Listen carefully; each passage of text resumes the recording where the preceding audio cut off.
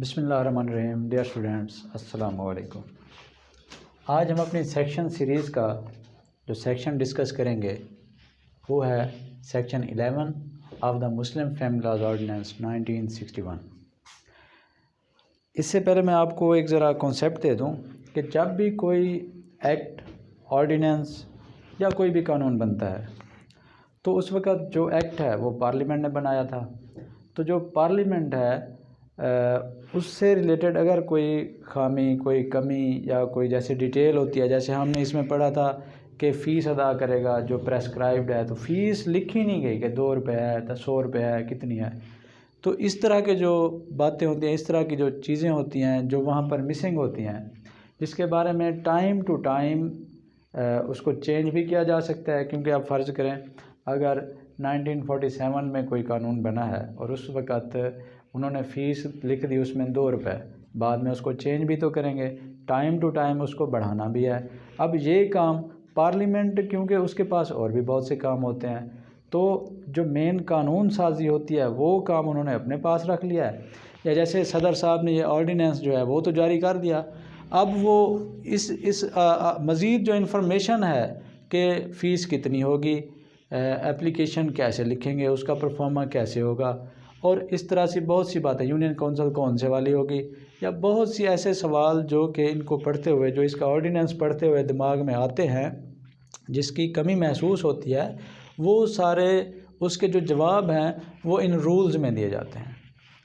तो फिर उन्होंने बता दिया है कि ये रूल्स कौन बनाएगा। ऑर्डिनेंस तो सदर साहब ने जारी कर दिया, अब रूल्स कौन बनाएगा। रूल्स में होता क्या है ये आपको पता चल गया कि रूल्स में क्या होता है। रूल्स में ये जो हमने इसके तकरीबन 11 जो सेक्शन पढ़े हैं, इसके अंदर अगर कोई भी क्वेश्चन रह गया, जैसे फ़ीस के बारे में, फ़ीस का कहीं मेंशन नहीं था, तो फ़ीस रूल्स में मेंशन होती है। बाद में बताया जाता है कि भाई फ़ीस 2 रुपये या फ़ीस 100 रुपये। तो ऐसी बातें जो होती हैं वो रूल्स में बताई जाती हैं। मुख्तलिफ डिटेल्स, यूनियन काउंसिल कौन सी होगी, या कोई भी किसी नौयत का क्वेश्चन होता है उसको वजाहत के साथ जो है रूल्स में बयान किया जाता है। अब चूँकि सदर साहब एक एग्जेक्टिव पोस्ट है और उसके बाद जैसे पार्लियामेंट है, तो एक बार कानून पास करने के बाद वो एक सेक्शन उसमें ऐसा लिख देते हैं उस कानून में कि भाई हमारे पास नहीं आना, अब रूल्स जो है कौन बनाएगा हम आपको बता देते हैं कि कौन बनाएगा।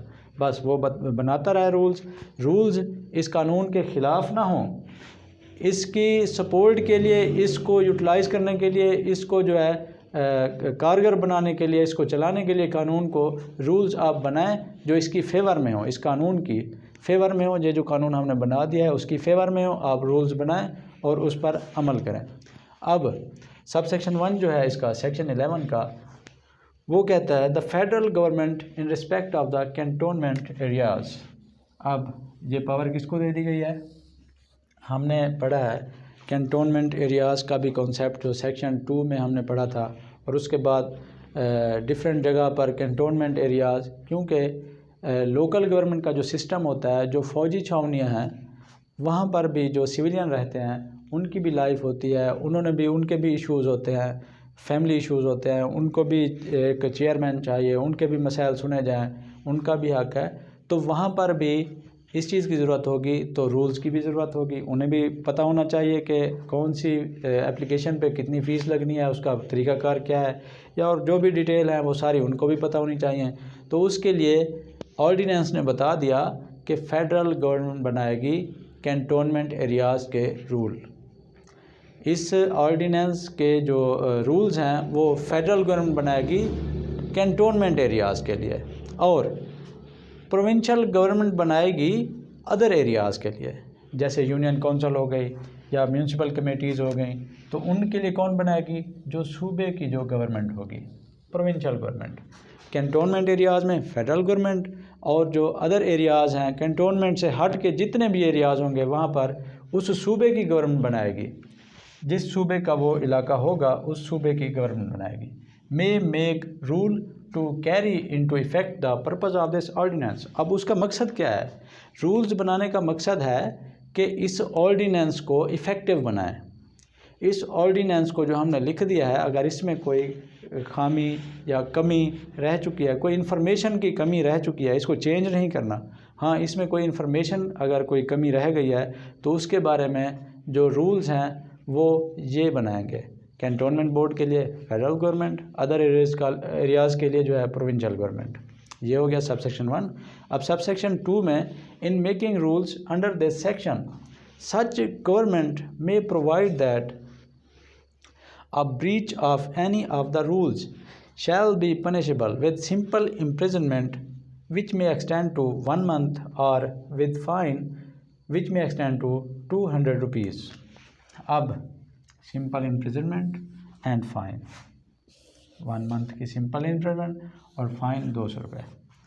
अब उन्होंने बता दिया है कि वो जो गवर्नमेंट है, फेडरल गवर्नमेंट है जो कैंटोनमेंट एरियाज़ के लिए बना रही है, या प्रोविंशियल गवर्नमेंट अदर एरियाज़ के लिए बना रही है, तो वो ये भी प्रोवाइड करे, ये भी एश्योर करे, उस पर लाजिम है कि अगर कोई इन रूल्स को ब्रीच करे, कि इन रूल्स को तोड़े, जो आप बनाओगे उन रूल्स को कोई तोड़े, तो उसके लिए सज़ा हम अभी से बता देते हैं आपको। वो क्या है कि भाई 1 माह की सिंपल इम्प्रिजनमेंट है और 200 रुपये तक जुर्माना है। ठीक है, ये सज़ा उस बंदे के लिए है जो आप रूल बनाओगे और उन रूल को तोड़ेगा, वो सज़ा हमने आपको बता दी है।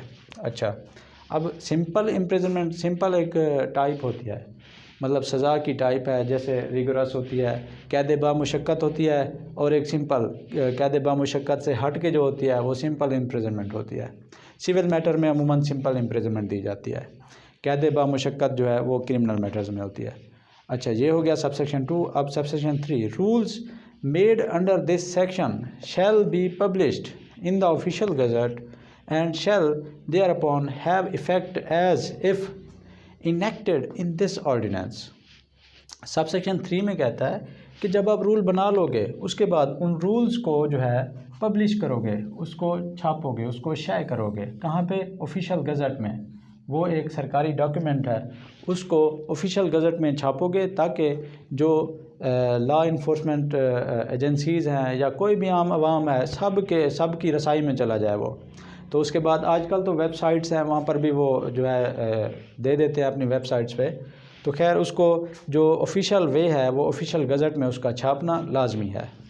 इसके बाद वो कहता है, और ये इतना इफ़ेक्टिव होगा, इसे ऐसे समझा जाएगा रूल्स को कि जैसे इस ऑर्डिनेंस का हिस्सा हो, मतलब उन रूल्स को जो है उसकी जो असर है वो बाअसर होंगे और उनको उस पर इम्प्लीमेंटेशन भी किया जाएगा।